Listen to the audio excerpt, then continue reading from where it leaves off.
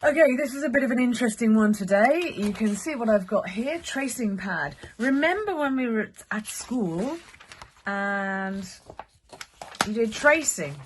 Oh, I love this paper, it's so cool. I recently got some of this because of some work I was doing, designing, and I wanted to be really accurate with something, but it was more to try out a technique, which is transferring. So, some of you asked me, oh, is it okay to write my design in pencil first on the paper?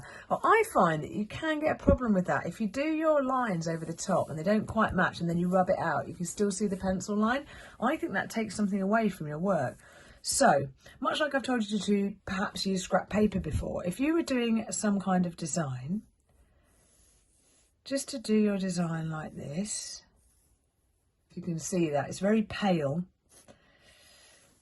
but hopefully it will make sense. Okay, just going to hold that up to the camera a bit more. Can you see that?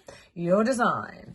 Now, some people are not so confident about making sure they copy that when they get to here because of nerves and because of getting it right and because of the feeling of it not being how they want it. So, if you use a piece of scrap paper, turn over where you've done your design and you get your pencil and you just do this on the back. You can see your design through the paper because it's tracing paper, so of course. And you just sort of give yourself a little bit of a woohoo, a little bit of a darkness there. I'm sure you figured out what we're going to do, but I'm just going through it step by step. So now you've got a bit of a thing like that. You turn it back this way, and on the piece of paper that you want your design to be on, what you're going to do is you're going to trace. Let's see, I haven't gone on the Y there. Hang on, let's take it away and put it back.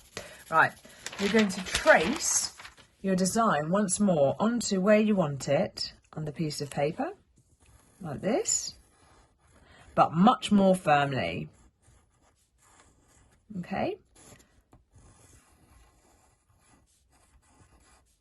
And this is in case you want to be you've done a really good practice and you want that to be what happens, okay? So, when you take that away, woohoo, you've got your design.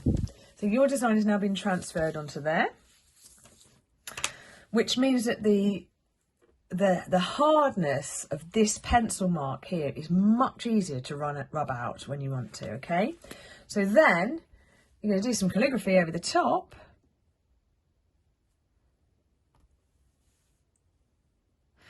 And going over it like that is so much easier. Look at that.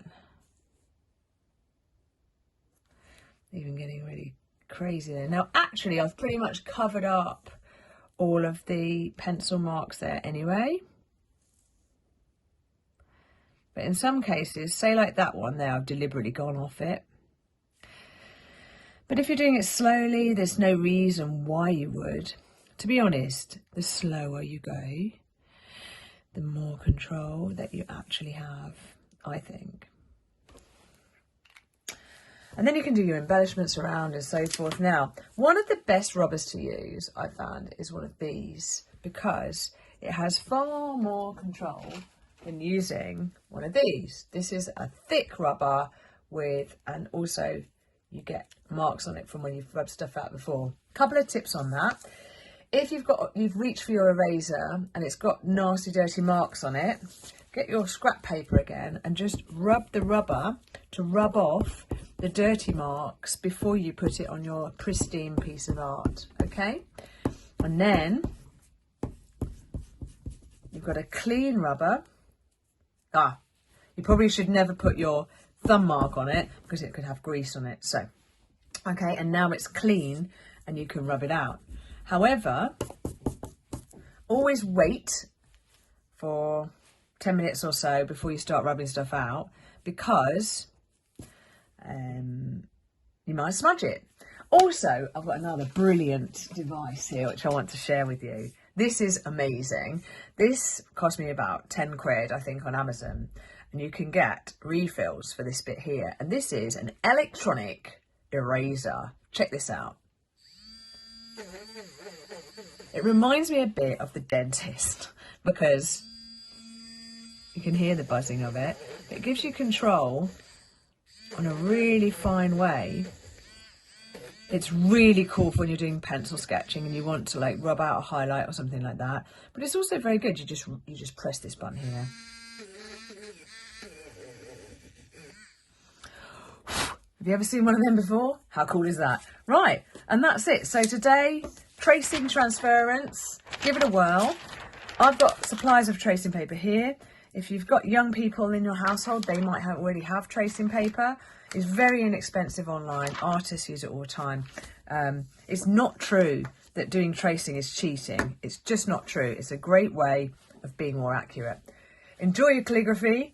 Let me know how you get on and let me know if you use this technique. I'd love to see it.